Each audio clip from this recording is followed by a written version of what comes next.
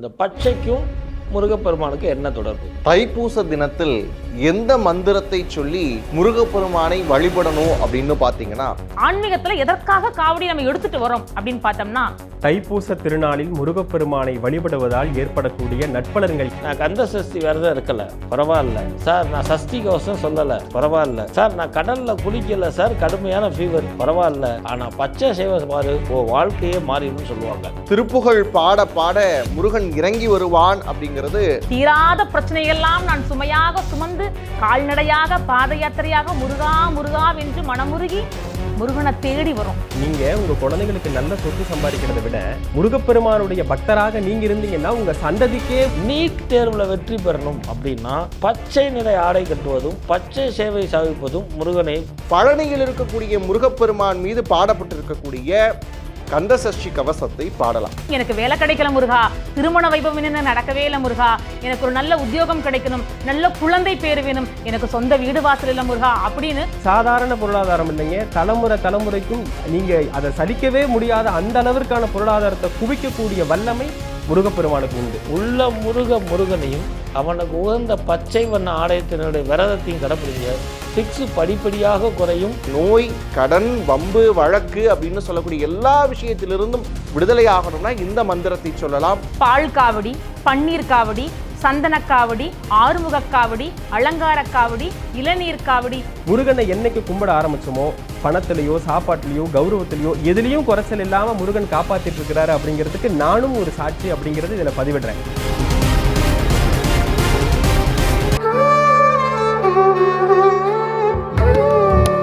Astro தமிழா அன்பு நேயர்களுக்கு வணக்கம். தை மாதம் அப்படின்னாலே முருகர் பக்தர்களுக்கு கோலாகலமான மாதமாக இருக்குது. ஏன்னா இந்த மாதத்தில் வரக்கூடிய தைப்பூசம், அதாவது பிப்ரவரி 1ஆம் தேதி தைப்பூசம் வர இருக்குது. இந்த தைப்பூசத்தில் முருகருக்கு என்ன மாதிரியான விசேஷங்கள் இருக்குது, தைப்பூசத்துக்கான விசேஷங்கள் என்னென்ன, இந்த மாதத்தில் என்ன மாதிரியான விரத முறைகள் இருக்கணும். நிறைய பேர் நடைபாதையாக பழனிக்கு போவாங்க இல்லையா? ஸோ தைப்பூசத்தன்னைக்கு முருகரை வழிபாடு பண்ணும்பொழுது என்ன மாதிரியான அற்புதமான விஷயங்கள் முருகப்பெருமான் பக்தர்களுக்கு நிகழ்த்துவார் அப்படின்னு பல விஷயங்கள் இந்த நிகழ்ச்சியில் பேச இருக்கோம். நிகழ்ச்சிக்குள்ள போகிறதுக்கு முன்னாடி நம்மளோட சிறப்பு விருந்தினர்களை வரவேற்றலாம். திருவண்ணாமலை சாமுதிரிக லட்சண ஜோதிடர் ஆனந்த் ஆழ்வார் அவர்கள், ஆன்மீக இலக்கிய இளம் தென்றல் பாலு ஆனந்த் அவர்கள், ஜோதிட ஆச்சாரியா உருவே ரேவதி அவர்கள், கந்தனடிமை TM சௌந்தரராஜன் அவர்கள். முருகப்பெருமானுக்கு நிறங்கள் அப்படின்னு பார்க்கும்பொழுது பச்சை நிறத்தை அதிகமாக பயன்படுத்துகிறாங்க. ஸோ முருகனுக்கும் பச்சை நிறத்துக்கும் என்ன மாதிரியான விசேஷங்கள் இருக்குது சார்? கந்த கடவுள் அப்படின்னு சொல்லக்கூடிய முருகப்பெருமானுக்கு பச்சை சேவை. இந்த பச்சைக்கும் முருகப்பெருமானுக்கு என்ன தொடர்பு? முருகன் அப்படின்னு சொன்னாலே சிகப்பு அப்படின்னு சொல்லப்பட்டிருக்கு. சிகப்பு அப்படிங்கிற காட்டிலையும் செவ்வாயை குறிக்கக்கூடியவன் முருகன். செவ்வாய் இரத்த நாளங்களுக்கு, இரத்த நரம்புகளுக்கு அதிபதி செவ்வாய். மாங்கல்யகாரகன் மற்றும் வேக குணத்தை கொண்டவன். நீர், நிலம், பூமி வாங்குவதற்கு சனி மட்டுமல்ல செவ்வாயும் காரணத்துவம் உண்டு என்று உணர்த்தக்கூடியவன். அப்போ முருகனை கும்பிட்டா இவ்வளோ வழிகள்லாம் இருக்கும். ஆனால் இவாலாம் கேட்டது என்ன அப்படின்னா பச்சை. அவள் ஆச்சாரியா சொன்ன மாதிரி அந்த பழனி சேத்திரம் இருக்கக்கூடிய இடமே நல்ல பசுமையான இடம் சொன்னாங்க. அற்புதமான விஷயம் அது இருந்தது. அப்போது அந்த பசுமை பொருந்திய இடத்துல இருக்கக்கூடிய என் அப்பன் பசுமை நிறத்தை பொருந்தியவன். இது முதல் விஷயம்.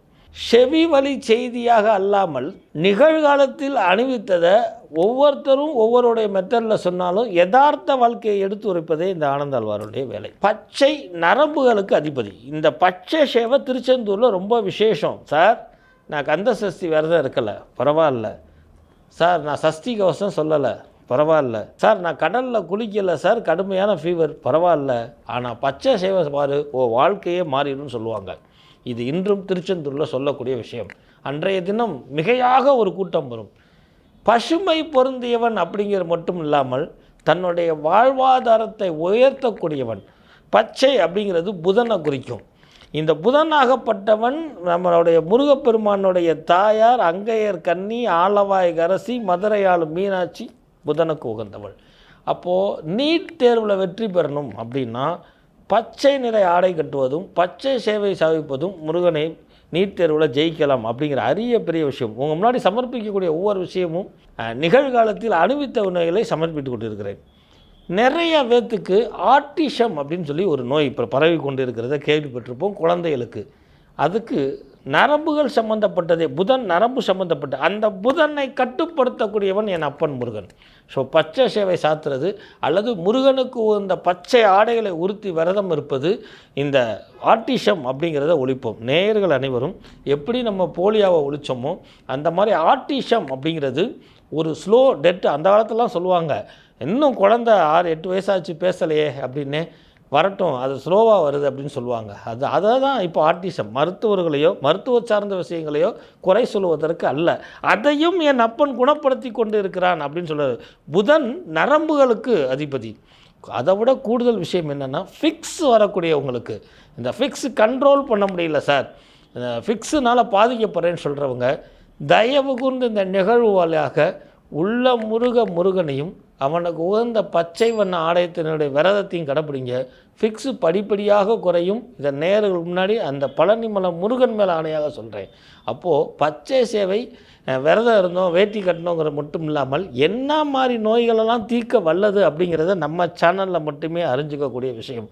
அது எல்லா முருகன் கோயிலுக்கும் பொருந்தும், இன்க்ளூடிங் வெளிநாடு உள்பட.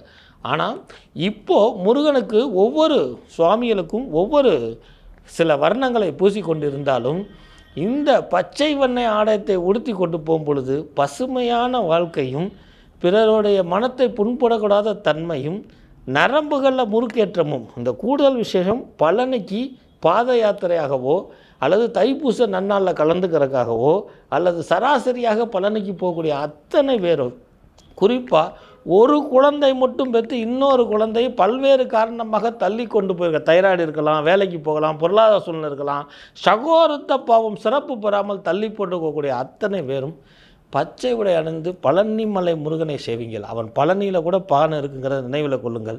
பழனிமலைக்கு செல்லும் பொழுது உங்களுடைய இன்னொரு குழந்தைக்கு சகோதரத்த பாவம் சிறக்கக்கூடிய அற்புதமான நிகழ்வை என் தண்டாயுதபாணி பழனிமலை முருகன் நடத்தி கொண்டிருக்கிறான். ஸோ பச்சை சேவை எப்படி முக்கியமோ திருச்செந்தூர் மட்டுமல்ல, ஆறுபடை வீடு மட்டுமில்ல, எல்லோ சேத்திரத்திலையும் உண்டு. இன்றைக்கு கூட முருகப்பெருமானுக்கு நாங்கள் ஆலயங்களில் அலங்காரம் பண்ணும் பொழுது குறிப்பாக ஒரு பச்சை நிறத்தில் இருக்கக்கூடிய ஒரு மலர் மாலையை சூட்டக்கூடிய நிகழ்வும் நடத்தி கொண்டிருக்கிறோங்கிற கூடுதல் படிவை உங்களுக்கு தெரிவித்துக் கொள்கிறேன். தைப்பூச நன்னாளில் என்ன மாதிரியான ஸ்லோகங்கள் மந்திரங்கள் ஜபிக்கலாம் சார்? தைப்பூச தினத்தில் எந்த மந்திரத்தை சொல்லி முருகப்பெருமானை வழிபடணும் அப்படின்னு பார்த்தீங்கன்னா, பொதுவாக திருப்புகழ் சொல்லலாம். ஏன்னா திருப்புகழ் பாட பாட முருகன் இறங்கி வருவான் அப்படிங்கிறது நமக்கு இருக்கக்கூடிய நம்பிக்கை. திருப்புகழ் பாடலாம். இன்னொரு சிறப்பு என்ன அப்படின்னு பார்த்தீங்கன்னா, இந்த தைப்பூச நாளில் கந்தர் அனுபூதியை பாடலாம். ஏன் அப்படின்னு கேட்டிங்கன்னா, அருணகிரிநாதர் கிளியாக இருந்து சொன்னது தான் கந்தர் அனுபூதி அப்படின்னு ஒரு நம்பிக்கை நம்ம இடத்துல இருக்கிறது. அதனால தான் அருணகிரிநாதரை அனுபூதி சொன்ன கிளி அப்படின்னு சொல்லுவாங்க. நீங்கள் பழனியில் இருக்கக்கூடிய முருகப்பெருமானுடைய அந்த தண்டாயுதத்தில் இருக்கிறது கிளிதான் இல்லையா? அது யார்? அருணகிரிநாதர். நம்முடைய வேண்டுதல்களை எல்லாம் முருகனிடத்தில் நினைவுபடுத்தி கொண்டே இருக்கிறார் அருணகிரிநாதர். அதனால் நீங்கள் அன்று சொல்ல வேண்டியது எது அப்படின்னு கேட்டிங்கன்னா, கண்டிப்பாக ஒரே ஒரு கந்தர் அனுபூதி பாடலையாவது சொல்லுங்க.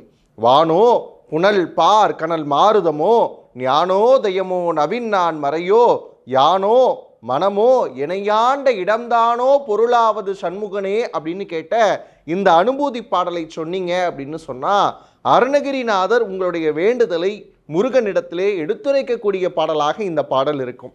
அதுக்கடுத்து பார்த்தீங்கன்னா, இல்லைங்க எனக்கு அனுபூதி சொல்ல தெரியாது அப்படின்னு சொல்கிறவங்க, உங்களுக்கு சஷ்டி, அதுவும் கந்த சஷ்டி கவசம் தெரிஞ்சது அப்படின்னா சொல்லலாம். நமக்கு தெரிந்தது துதிப்போர்க்கு வல்வினைப்போம் அந்த சஷ்டி பாடல் மட்டும்தான் தெரியும். அது திருச்செந்தூரில் இருக்கக்கூடிய முருகப்பெருமான் மீது பாடப்பட்டது. இதே மாதிரி திருப்பரங்குன்றத்திற்கும் இருக்கிறது, பழனிமலைக்கும் இருக்கிறது, அறுபடை வீடுகளுக்கும் இருக்கிறது. அதில் குறிப்பாக பழனியில் இருக்கக்கூடிய முருகப்பெருமான் மீது பாடப்பட்டிருக்கக்கூடிய கந்த சஷ்டி கவசத்தை பாடலாம். சரி, அதுவும் இல்லைங்க அப்படின்னு சொன்னால் சரவணபவ அப்படிங்கிற மந்திரத்தை சொல்லலாம். எனக்கு வடமொழி தெரியும் அப்படின்னு சொல்கிறவங்க கந்த சஷ்டி மகா ரக்ஷபந்தனம் அப்படின்னு ஒரு பாடல் இருக்கிறது. இதை யார் எழுதியிருக்கிறாங்க அப்படின்னு பார்த்தீங்கன்னா, உள்ளம் உருகுதடா உன்னடி காண்கையிலே அப்படிங்கிற பாட்டு உள்ளம் உருகுதையான பின்னாளில் வந்திருக்கும். இந்த பாடலை எழுதினது யார் அப்படின்னா, ஆண்டவன் பிச்சி அப்படின்னு சொல்லக்கூடிய ஒரு பெண் முருக அடியார். அவங்க எழுதியிருக்கக்கூடிய ரொம்ப சிறப்பான மந்திரம் எது அப்படின்னு கேட்டிங்கன்னா, கந்த சஷ்டி மகா ரக்ஷபந்தனம். இது எதுக்காக அப்படின்னு கேட்டிங்கன்னா, சீனாவுக்கும் இந்தியாவுக்கும் போர் நடந்தப்ப இந்தியா வெற்றி பெறணும்னு சொல்லி அந்த அம்மா எழுதுனாங்க. அது மாதிரி நோய், கடன், வம்பு, வழக்கு அப்படின்னு சொல்லக்கூடிய எல்லா விஷயத்திலிருந்தும் விடுதலை ஆகணும்னா இந்த மந்திரத்தை சொல்லலாம். அது மட்டும் இல்லாமல் நோயில் இருக்கிறோம் அப்படின்னு சொல்லக்கூடிய நபர்கள் சுப்பிரமணிய புஜங்கத்தை வாசிக்கலாம். அப்படிலாம் இல்லைங்க, எங்களுக்கு எதுவுமே தெரியாது அப்படின்னு சொல்லக்கூடியவங்க முருகா அப்படிங்கிற நாமத்தை மனதாரே சொன்னாலே போதும். நமக்கு தொல்காப்பியம் அப்படின்னு ஒரு இலக்கண நூல் இருக்குது. அதில் என்ன சொல்கிறாங்கன்னா, நிறைமொழி மாந்தர் ஆணையிற் கிளந்த மறைமொழிதானே மந்திரம் என்ப அப்படின்னு சொல்கிறாங்க. நம்ம சொல்லே மந்திரமாகும். எப்போ அப்படின்னா, மனதிலே நல்ல எண்ணங்கள் இருந்தால் போதும், முருகனை வழிபட்டால் போதும். நல்ல எண்ணத்தோடு முருகா நீதான் என் வாழ்க்கைக்கு பொறுப்பு அப்படின்னு சொல்லுங்க. மனமது செம்மையானால் மந்திரங்களே கூட செவிக்க வேண்டாம். ஆக முருகான்ற நாமம் மட்டுமே போதுமானது. காவடியோட உருவ அமைப்பை பற்றி சொன்னீங்க. ஸோ காவடியோட சிறப்புகள் என்ன? எத்தனை வகையான காவடிகள் இருக்குது? அதோட சிறப்பு தன்மை என்ன?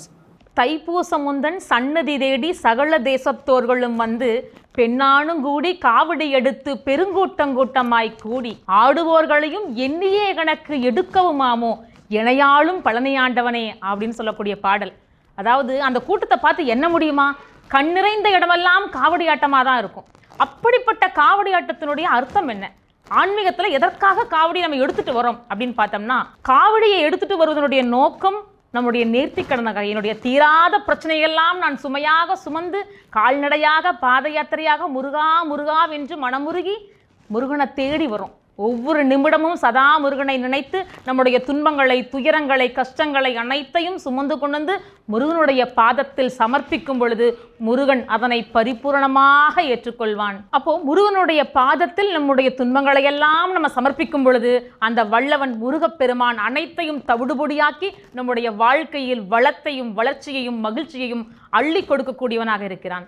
அதனால தான் எனக்கு வேலை கிடைக்கல முருகா, திருமண வைபவம் இன்னும் நடக்கவே இல்லை முருகா, எனக்கு ஒரு நல்ல உத்தியோகம் கிடைக்கணும், நல்ல குழந்தை பேர் வேணும், எனக்கு சொந்த வீடு வாசல் இல்லை முருகா அப்படின்னு உங்களுடைய மனக்குறைகளை ஆத்மாத்மா முருகன்கிட்ட ஒப்படைங்க. அப்போது முருகனை பார்க்க போகிறோம், சும்மா போக முடியுமா? நம்முடைய அழகனை பார்க்க போகும் பொழுது சும்மா போக முடியுமா? அப்போ அந்த காவடியில் அபிஷேக பிரியன் இல்லையா? அப்போ அபிஷேக பொருள்களை ஒவ்வொரு பொருள்களாக வைத்து நம்ம காவடியில் எடுத்துகிட்டு போகிறோம். சரி, என்னெல்லாம் காவடி இருக்குது? காவடியில் என்னென்ன வகைகள்லாம் இருக்குது அப்படின்னு பார்த்தோம்னா, பால் காவடி, பன்னீர் காவடி, சந்தன காவடி, ஆறுமுக காவடி, அலங்கார காவடி, இளநீர் காவடி, இதெல்லாம் நம்ம எல்லாருமே எடுத்துடலாம். இதில் சிறப்பான சில காவடிகள் இருக்குது. மச்சக்காவடி, சர்பக்காவடி, சேவல் காவடி, இதை எல்லாரும் விட்டு போக முடியாது. அதுக்கு இறைவனுடைய அனுகிரகம் முழுமையாக வேணும். என்னுடைய தாத்தா பாட்டி சொல்லி நான் கேள்விப்பட்டிருக்கேன். இந்த மச்சக்காவடி அப்படிங்கிறது என்ன அப்படின்னு பார்த்தோம்னா, மீன். இந்த மீனை 3 துண்டுகளாக போட்டு சமைத்து கொண்டு வரக்கூடிய காவடி. அது எந்த மீனை யார் எடுக்கணும்? எல்லாரும் எடுத்துட முடியாது. இறைவன் கனவிலே வந்து இந்த ஊரில் இந்த பெயருள்ள நபரிடத்தில் இந்த மாதிரி நட்சத்திரம் போட்ட குறியீடு, சூளம் போட்ட குறியீடோடு ஒரு மீன் இருக்கும். அந்த மீனை எடுத்துட்டு வந்து எனக்கு சமைத்து மச்சக்காவடி கொண்டு வான்னு சொல்லுவார். அதே போல் அந்த ஊரில் அந்த மீன் வச்சிருக்கிற நபருடைய கனவிலும் வந்து சொல்லுவார், இந்த நபர் உன்னை தேடி வருவார், அவர்கிட்ட இந்த மீனை நீ ஒப்படைக்கணும்னு இருவருடைய கனவிலும் வந்து சொல்லி, அப்படி அந்த மீனை எடுத்து சமைத்து அதை ஒரே பாத்திரத்திலையா போட்டு காவடியாக கொண்டு வந்து, அந்த மச்சக்காவடி மீன் தானே, அவரை எங்கே வந்து இறைவன்கிட்ட சமர்ப்பிக்கணும்னா, நம்ம வையாபுரி குளம், சண்முக நதி, அந்த மாதிரி நீர்நிலை இருக்கிற இடங்களில் எங்கே வச்சு இறைவனுக்கு சமர்ப்பிக்கணுங்கிறது அங்கே சொல்லப்படும். ஸோ அந்த இடத்துல நீங்கள் வைத்து அந்த காவடியை பிரிக்கும் பொழுது அந்த குழம்பிலிருந்து மீன் துள்ளி குதித்து நீருக்குள்ளே ஓடும். இதை நம்மளால் நம்ப முடியுதா? இறைவனுடைய அருள் அப்படித்தான். இதை நீங்கள் எல்லாரும் செஞ்சிட முடியாது. யார் ஒருவர் முருகன் மீது அளவற்ற பக்தியோடு இறைவா நீயே சரணாகதி என்று அனைத்தையும் ஏற்றுக்கொண்டு முருகா முருகா என்று இருக்கிறாங்களோ அவர்களுடைய கனவில் முருகன் வருவார். இதே பொருதான் சர்பக்காவடியும் சேவல் காவடியும். சேவலும் இதே போல் நீங்கள் சமைத்து கொண்டு வந்தால் அந்த பானையிலிருந்து துள்ளி குதித்து மேலே போய் உட்கார்ந்து அதனுடைய கூவலை கொடுக்கும். அப்போது அந்தளவு ஆத்மாத்ம பக்தியோடு அன்னைக்கு இருந்துச்சு இல்லையா? இன்னைக்கு அந்த மாதிரி பக்தி இல்லை. அதனால் நம்ம பக்தியோடு இறைவனை வழிபட்டால் உங்கள் வாழ்க்கையில் சகல விஷயங்களையுமே இந்த அடையலாம். காவடி எடுத்தோரை முருகன் கைவிட மாட்டான். உங்கள் துன்பங்கள் எல்லாம் துவண்டு போகும். உங்களை வெற்றி பாதையில் வழிநடத்துவான். அதே போல் பெண்கள், குழந்தைகள் எல்லாருமே காவடி எடுக்கலாம். ஆண்கள் ஆறுமுக காவடிங்கிறது கனமானதாக இருக்கும். ஆறுமுக காவடிக்கு உத்தரவு வந்தால் தான் செய்ய முடியும். ஆண்கள் அதை எடுக்கலாம். பெண்கள் நம்முடைய வேண்டுதலுக்காக சின்ன காவடிகள் எடுக்கலாம். குழந்தைகளுக்காக அலங்கார காவடி, சின்ன சின்ன காவடி முருகனுக்காக இருக்கு இல்லையா? இப்போ குழந்தைகளுக்காக இன்னும் இலகுவானதாக அலங்கார காவடிகள் இருக்கு. ஸோ அந்த காவடிகளை எடுத்துட்டு போகும் பொழுது ஆத்மாத்மா இறையுணர்வோடு எடுத்து செல்லும் பொழுது அந்த காவடியினுடைய பாரமோ கணமோ எல்லளவும் உங்களுக்கு தெரியாது. அந்த முருகன் இருக்கின்றானே, மயிலிறகை கையிலே கொடுத்து உங்களை மயில் மீது ஏறி வர வைப்பான். அதனால காவடி கணம்னு நினைக்காதீங்க, உங்களை மயிலில் ஏற்றி உட்கார வச்சு அழகா கூட்டிட்டு போவார். தைப்பூச வழிபாடு பண்ணும் பொழுது என்ன மாதிரியான நல்பலன்கள் பக்தர்களுக்கு கிடைக்கும் சார்? தைப்பூச திருநாளில் முருகப்பெருமானை வழிபடுவதால் ஏற்படக்கூடிய நட்பலன்கள் என்ன அப்படிங்கிறத தான் இந்த பதிவில் பார்க்க போகிறோம். கந்தனிடம் உந்தனையே தஞ்சமென விட்டுவிடு, சந்ததமும் செல்வமெல்லாம் வீடு வருமே, உன் சந்ததிகள் அத்தனைக்கும் கூட வருமே. நீங்கள் உங்கள் குழந்தைகளுக்கு நல்ல சொத்து சம்பாதிக்கிறத விட முருகப்பெருமானுடைய பக்தராக நீங்கள் இருந்தீங்கன்னா உங்கள் சந்ததிக்கே முருகப்பெருமான் அனுகிரகம் பண்ணுவார் அப்படிங்கிறத இது சத்தியமான வாக்கு. அப்போ இதுலேயே எல்லாமே வந்துருச்சே, ஆயுள், ஆரோக்கியம், ஐஸ்வர்யம், அதிர்ஷ்டம், அபிவிருத்தி போன்ற சகலவிதமான சம்பத்துகளையும் அருளக்கூடிய அற்புதமான விரத தினமாகவும் முருகனை வழிபட மிக உன்னத நாளாகவும் இந்த தைப்பூச திருநாளை நம்ம எடுத்துக்கலாம். சரி, எப்படிப்பட்ட வாழ்க்கையை தருவார்? தாழ்வில்லாத வாழ்க்கையை தருவார். எதில் தாழ்வில்லாமல்? இப்போது காசுக்காக நம்ம எத்தனை பேர்கிட்டயோ போய் நிற்கிறோம். ஒரு பணம் அப்படிங்கிறது இந்த இகலோக வாழ்க்கைக்கு எவ்வளவு முக்கியம் அப்படிங்கிறது உங்களுக்கு தெரியுது. முருகன் இகலோக வாழ்க்கையை மட்டுமல்ல, இக பர சௌபாக்கியம் அருள்வாயே அப்படின்னு அருணகிரிநாதர் சத்திய வாக்கு கொடுத்துட்டு போயிருக்கிறார். அதாவது இங்கே இருந்தாலும் முருகன் காப்பாற்றுவார், நீங்கள் மேலே போய் அங்கே தேவலோகத்தில் இருந்தாலும் முருகன் அங்கேயும் உங்களுக்கு வேணுங்கிற சௌகரியத்தை தருவார் அப்படிங்கிறது தான் இதனுடைய வாக்கு. பொருளிலாருக்கு இன்பமில்லை புண்ணியமில்லை என்றும் மருவிய கீர்த்தி இல்லை, மைந்தருள் பெருமை இல்லை. பெத்த பையன் மதிக்க மாட்டாங்க பணம் இல்லைனா. அந்த பொருளாதாரத்தை தரக்கூடிய தெய்வம் கந்த கடவுள். சாதாரண பொருளாதாரம் இல்லைங்க, தலைமுறைக்கும் நீங்கள் அதை சலிக்கவே முடியாத அந்த அளவிற்கான பொருளாதாரத்தை குவிக்கக்கூடிய வல்லமை முருகப்பெருமானுக்கு உண்டு. இந்த பதிவை பார்த்துட்டு இருக்கிறவங்க சொல்லுங்க, ரொம்ப கஷ்டப்பட்டு நான் முருகனை கும்பிட்டு மேலே வந்தேன் அப்படிங்கிறது உண்மையாக இருந்தால் இதில் நீங்கள் கமெண்ட் பண்ணுங்கள். எனக்கு தெரிஞ்சு எத்தனையோ வாடிக்கையாளர்கள் முருகப்பெருமானை கும்பிட்டுத்தான் நாங்கள் எங்கள் குடும்பமே தலைச்சது அப்படின்னு சொல்லி பெருமிதமாக சொல்லக்கூடியதை பார்த்துருக்கோம். அடியேனும் ஒரு சான்றாக அதில் இருக்கிறேன். கிட்டத்தட்ட 23 ஆண்டுகளுக்கு மேலே நான் பாத யாத்திரை போயிருக்கேன். அப்பேற்பட்ட ஒரு தனித்துவமான ஒரு அனுபவம் எனக்கு உண்டு. முருகனை என்னைக்கு கும்பிட ஆரம்பிச்சோமோ, பணத்திலையோ சாப்பாட்டிலையோ கௌரவத்திலையோ எதுலேயும் குறைச்சல் இல்லாமல் முருகன் காப்பாற்றிட்டு இருக்கிறாரு அப்படிங்கிறதுக்கு நானும் ஒரு சாட்சி அப்படிங்கிறது இதில் பதிவிடுறேன். சரி, தாழ்வில்லாத வாழ்வுன்னா என்ன? பொருளிலாருக்கு இன்பமில்லை புண்ணியமில்லை என்றும் மருவிய கீர்த்தி இல்லை, மைந்தருள் பெருமை இல்லை, கருதிய கருமமில்லை, கதிபர வழியும் இல்லை, பெரும் நிலம் மீது சஞ்சார பிரேதமாய் தெரிவர்தானே. எல்லா விதமான நலன்களையும் தரக்கூடியது முருகன் தாங்க. அந்த தினத்தை நீங்கள் நல்லா கடைபிடிச்சு முருகனை நல்லா ஆத்மார்த்தமாக பிரார்த்தனை பண்ணி நீங்கள் வழிபடுகின்ற போது முருகப்பெருமான் தாழ்வில்லாத வாழ்வு தருவார். இது அருணகிரிநாதர் திருச்செங்கோட்டில் பாடியிருக்கிறார். சேந்தனை கந்தனை செங்கோட்டு வெற்பனை செஞ்சுடர் வேல் வேந்தனை செந்தமிழ் நூல் விரித்தோனை விலங்குவள்ளி காந்தனை கந்த கடம்பனை கார் மயில் வாகனனை சாந்துனை போதும் மறவாதவருக்கு ஒரு தாழ்வில்லையே. நீங்கள் முருகனை என்னைக்கு கும்பிட ஆரம்பிச்சிட்டிங்களோ அன்னிலிருந்து எல்லா விதத்திலையும் உங்களுக்கு தாழ்வில்லாத வாழ்வைத்தான் கந்த கடவுள் தருவார் அப்படிங்கிறத இதன் வாயிலாக தெரிவிச்சுக்கிறேன்.